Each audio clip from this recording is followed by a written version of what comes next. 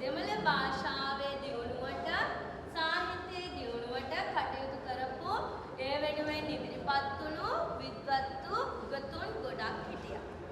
එතකොට මම අර කිව්වා වගේ අපිට රචනා ශෛලියට යනකොට අපිට මේගොල්ලෝ ගැන කියද්දී ඡේද විදියට වෙන් කරනවා. ඡේද විදියට වෙන් කරනකොට පළවෙනි ඡේදයේ දැන් මේ කිව්වා වගේ මොකද උනේ?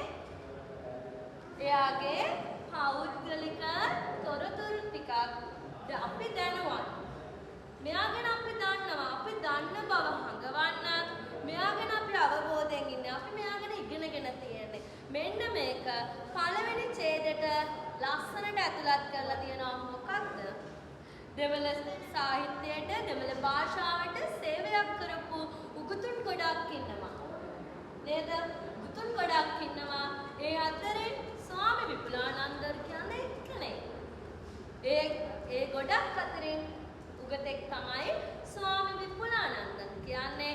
එතකොට මෙයාගේ තාත්තගේ නම සාමිතම්මේ, මෙයාගේ අම්මගේ නම කන්නම්මේ.